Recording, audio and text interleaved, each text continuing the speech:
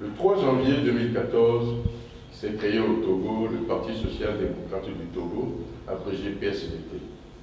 Parti de tous les Togolais et Togolaises sans distinction de race, de sexe, d'ethnie, de religion.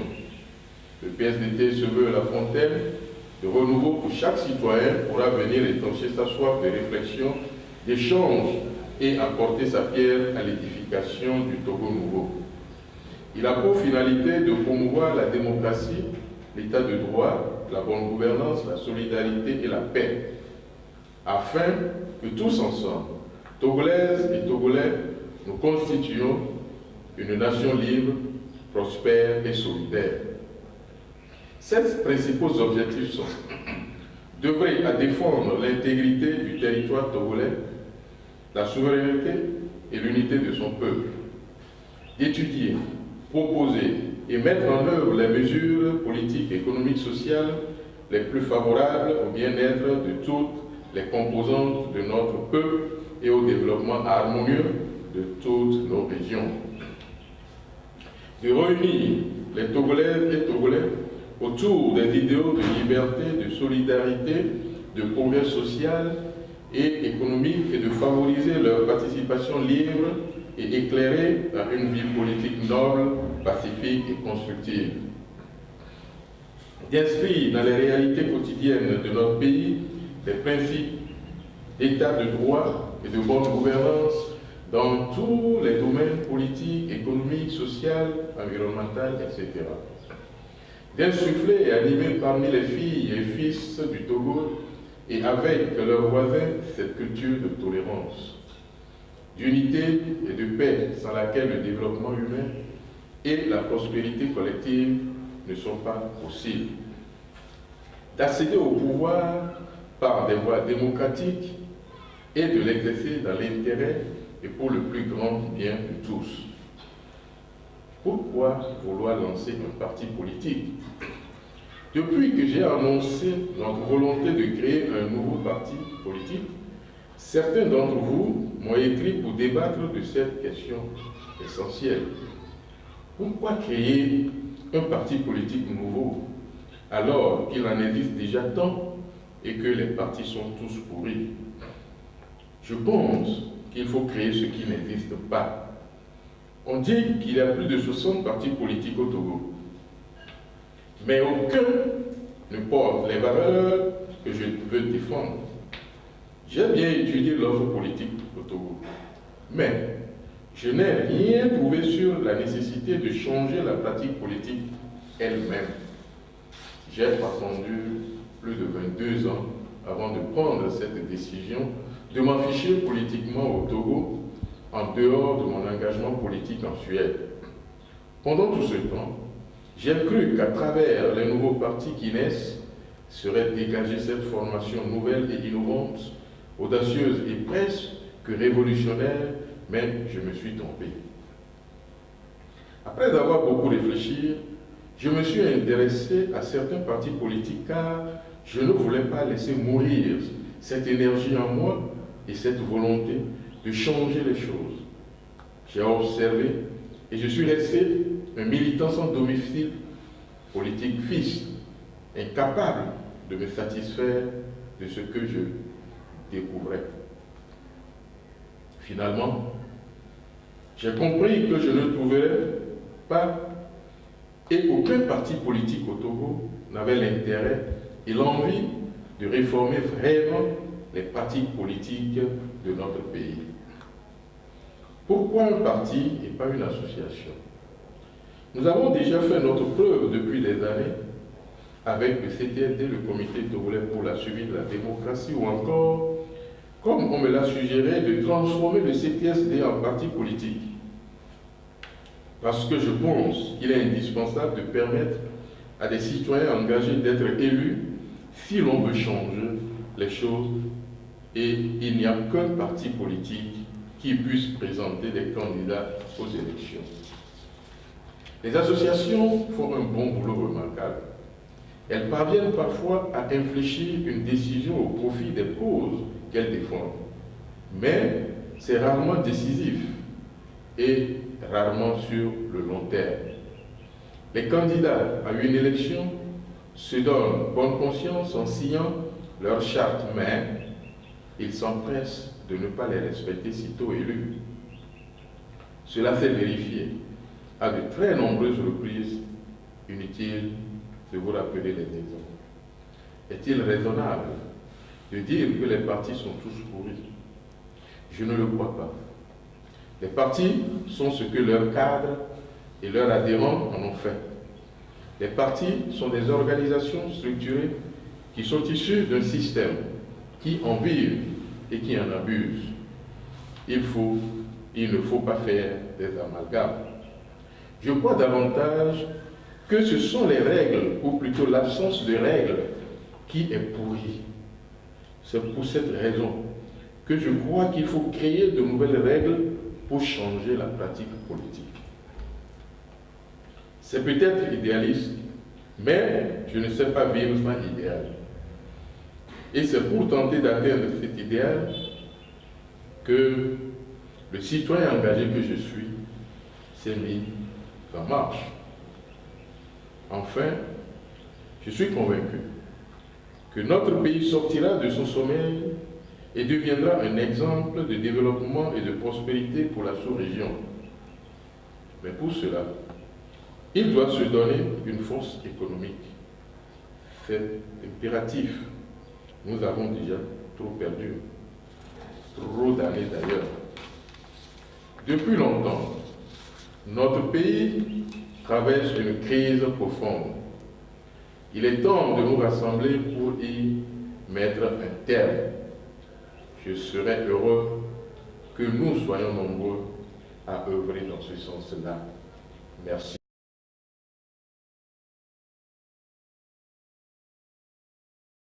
Les wetri kevaya wetri chuchubon le peamea ben keke tonwa gbe le peamea mido ehayere ko le yobe Parti social-démocrate du Togo. Elle est née à Dounia, Blonhaye, qui est née à PSDT. Et elle est née à Dounia, Blonhaye, elle est yo Togo Vio Pata, Nyon Kudono Suko, Pata Jrobe, Loa Blon et Dounia. Et mieux ici, et à Médé, qui sont nord l'eau, à l'eau sud l'eau, à l'eau centre, Togo Vieux Pata,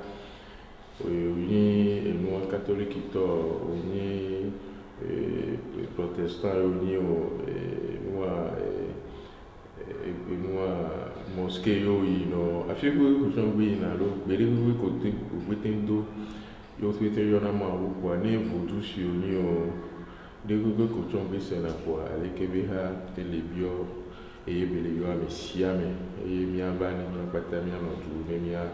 atu mi abe togwa eye alekebe ha la wodoso vovo ba nyinyi ba kudo etu poplo nyu ebe nya honti eye alekebe ha be gomedo pea eye le nyibe ne ha onyi ha etu nyaglon ha odola lo apotu e apotu dola ni nouve vere ke la no apoji me e na meri la so afili la bado abi alekebe tu ala wa ochan ola titelo enti e won ni mi obe gomedo ko be vere be mi ma lo e amerique la so mi be tu be ni ko so bleu aso mi be trapo so bleu aso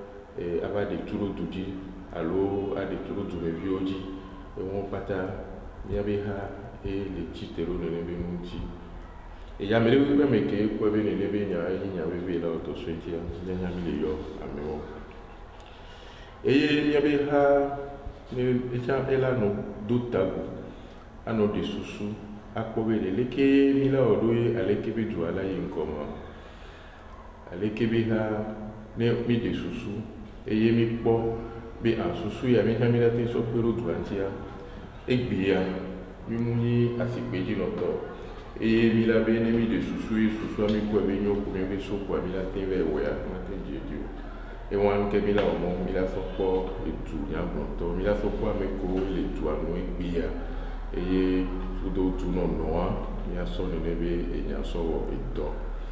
do etututu ama America be enya be nyu subo be nya eyo mia pata eye ele hiambe le Togovino no kudo Togovino sume me kemia bo eye mia odo so vovo nyinti ele bebere kudo tunono mia pata be tunono enyi bebe to eye novi o cha ele bebere ne novi o mamule moa ewa eto ama nya one amele pepio le egbemia mia pata mi la ko eje sibe ewo sibe kle bi novi no alo novi o mule mia be etube dok emile wa e mia ya ke emile so tutu e mia be do na me o eye so ye dia mile dia wa be etu poplo nyu e nya o le bebere aleke mia be du kon la wo ye etu wa be poplo le gagoji le dumevio be poplo gloji le do kudo dumevio le kojo be nya o me eye mwa ibe ne galo ya shokwa no sokwa ne nya joro nya dia no so gaba ipo kodoro to eye ne hoga kwa ela do kojo anu aleke ne juro ro eye o kesim lo wa ole kodo ko le ga kwa ma yin ne aleke bi hala chitero ne bi monti eye mi la to kudo etumebe etupoto le asime asogun enebe enya eye mi on to cha ya be ju abi popo enyinyi do egbe anemi po aleke ju amele roa e wo muzizi be edi popo gande o le on peke anabe e dolele be nyawo o proclamer pata aleke mi la wo do mi be ju be nyawo e mi be ju anya la ko eye ne ayale po ayake mi le gbo e bani ayakoko ya mi be do eye kele mia be do ona o me eye mi le plembe le mia be nyame nya je baba be no vi o ba no Togovino no kudo Togovino so do me so yi mia be etuko boro mi anti le fi o chome eye soso ke ni ba no mia me eye de ka o le fafa me ni ba no mia me e wa ma me wa mia be ju ami ma temple nuere eye mia jibe mia fasi pe do edunya gbo ha ya kwa tembola odore dolai ola divino kususu ko le dewa ola sipe ajilo alo tete buba sipe abi do be ni mi la nya sipe di no to ala sipe ko to mia iwe le fafa me la kota dame le se que ne e tua doa beni come voilà le yo pata me amo que ne mi ve ibo e de suswato le attaquant me peve godo ya le 2012 nyao ame subo bi do ko se be ko nke wo emi agbado etunya mo ha yi o ame ko la no huma na ame ko la ba gbonye bi la gbonye ne be nyon ba gbonye mi le ne be nyon ko ye gugu to son le pro e ba ya un de be do le do ta chon amu we chan tare mle no formule no tu kala ko be do le ni ye mi ha mi agba be mi aso ne le be mu awo ma voir ya mi ko be me ne a chan mi ma te no ne ba lo ko ye mi ko se be je be mi ado mu ye ke la nambe owo no ni Togovino chon be ne ya politique be ha obe ya gbo dunya agble kudo jijo e ba kuma vo kudo jijo e kuma vo do nke ti asusu bua no chero jua e o so na ngwe le tuke me yo le mia me dunya mo ha ko le o o subo eye ogu bla den le dunya be to go ba ni banji wa e wu le le ju o chon me ni mia to go bi o to e ni ano ko de e gba la fi wo chana le yo vo chon gbo ri ona na yi we ganga ona na yi do amola no bio se ga se ga be cho dunya mo ha ni ke gbogbo kele apo ni me ba do bu mi la gba do bu ke dia ne nya ke o le ji la se alo nu ko le ji la wo e yo ko bi intele we la fi ke le we le intele ko le se na la fi ke la se no le wo ku e no wo wa te so no mu be le o gbe do yi e pata ko mi do afu e hi ala yi la ko asi pe o wa nya ke o do la ko ne wa se na me se me ba se ne wacha ne waso oto a le ola o la gbegbe po won etunya gbon ha me ola gbe wa ne tunya gbon ha de me ole eyo mu lo na be one ke mu na pompo eye onya o ya ko be susu mla si o la ke de la so oto mia mu mi le tite venti no ba mi wa mi la ko chan ko susu eye le o pata me fo pe la ve ya na yin so susu le po no be nyao politika yenye ndekene echona jina eye biwe koko amedola na bio sebeo game betojo ntiam ko seba melio ko mle pole ko egbe wa guguto anye ponto jan kolo emu ke game betojo anye ko sebe ndo e piame wi to chan ken boko le tugo me ken gbe baba trova to fie ken gbe vale ni to jo to go va ile tugle me ke ni Suède eye le fumo ni politique to liboli et tout moi-même. Et vous concevez les Québécois et Niaomé, matin pour les politiques beaucoup pour leur dire que Wabe ou Nao, alors Wabe Nabo, la Tenchi, les chantons et les chansons de ce pays bien sûr, pour que nous m'appelons, nous pas de quoi que j'ai dit là, mon qui Kenya mba ile wo efifia yeye ke we wo ye plan le men et tout non non ba kudo nyame kuku ba kudo sosoke yenyi e lukene plora et tout eye amo so le ploato eye be nyono eye o leme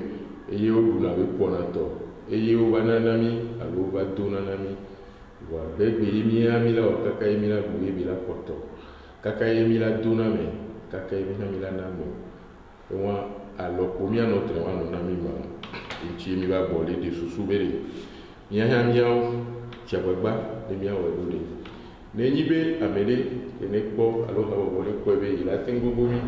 eye mi la tengo de ke mi no do tua fa ne be no mi le wo kudo amen eye kene fan kubi kaka ni po e ha ko funa me ko de sibe o amele o le sibe ne chan ne eye wa chom le pepepe mo eye un po de pepepe le la otoko wa nke o mi ma no tu ni nya o ya o ele ke be ha ke ni le be biare mi mudwe be mi ni cadre mi ni teacher de université mi ni professeur mi ni dokita gangan you know mi to eji so agblede ji mi ko pe mi so agblede to de ka e ve e ton e ne ton mi so capitaine et nous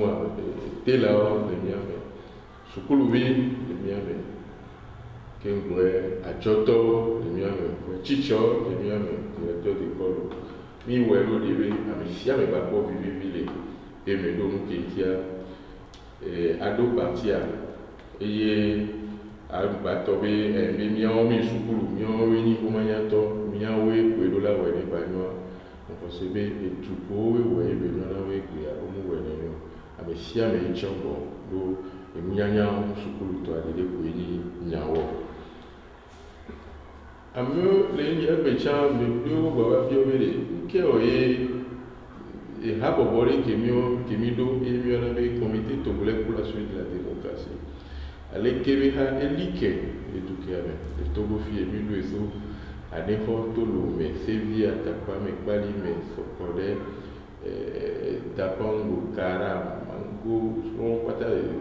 mille kaka mille tanjua on pata amo bio mille ko yima yo so awon ko ajo so pati lo de no ba pati awon ya do la no ba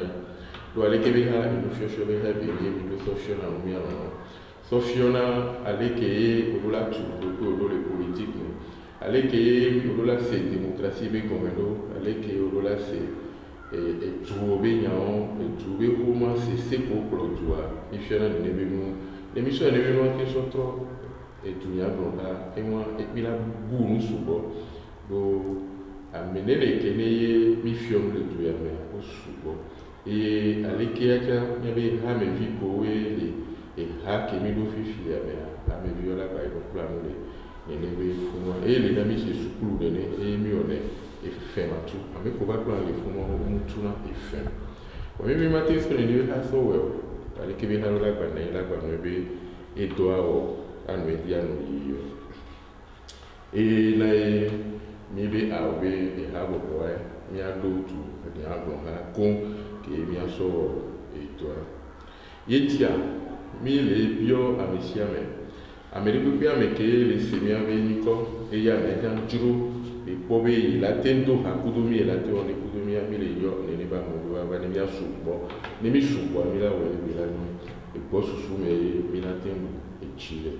mi mu le we be mi le dia si pe ala me ko la si pe dia we onyo mi o we do la nyo ne mi o mi mu we ko ame bu mateo awo maten jeju ne usukanime eye kanime la sio eyo swing yo so do plongome o so avo so chuen o no so chuen be ele clé o nu e no vi ja le po mu qui entia e no vi ama po mu que no so chuen kanime kia le plongome a to cha ma puel entia ne o chon do de do jibe ya so plo to go chine to go ba yiko na gle de to ni sukulu vi o ni université o gbede o ni Tel Aviv yo ni o chicha yo ni o ajoto ganga yo ni o et le professeur ganga ni l'université o ingénieur o amesiame et yemi le yo be baba alekebe parti social démocrate mais do alekebe parti a oni chito oni wa no mi apata mi ano tu ni mi no tuwa mi amai no cha o do viria asoba asopelo no bi wanti alekebe e haye mi lodwa eyewon lekebe na amudu ele edu lo fu eye wawe na edu oyinko mi ha mi poje sibe bila tebawe alekebe ha amerekpe manoji akono biarola le tomu eye amerekpe cha mano na no tonchi adun ku gafo ano kono bia ba so ba so ko me yakeke mi le plantia yakeke mi so gafo so eye mi le du to bi sia to bi baso ne nya mu tinji 20 kuto kuntonto le mu ale o chanje wa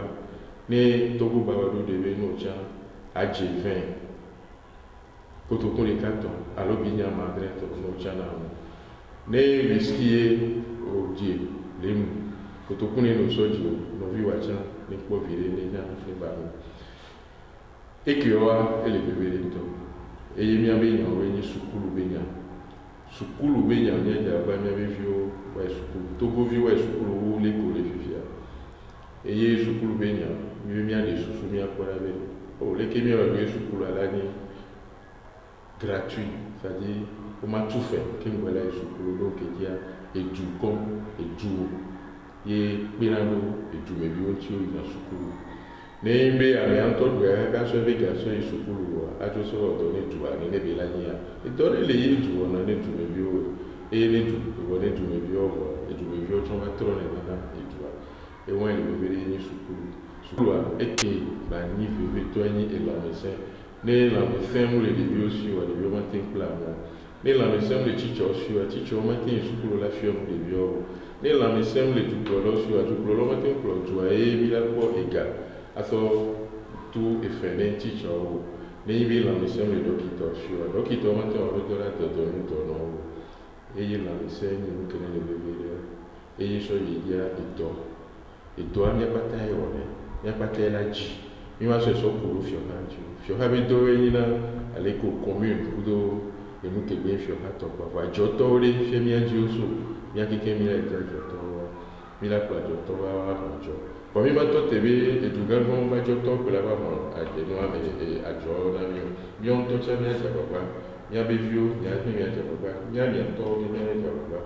et il y a d'autres qui ont mis toi, il y a des mieux, il y a des bien, vieux, il y a des lits, il y a des lits, il y a des vieux, il y a vraiment, mais il y a des vieux, il y a des tout non, c'est que les qui est béni, les tout, mais et il y a des belles poètes, et bien, il y a des raison.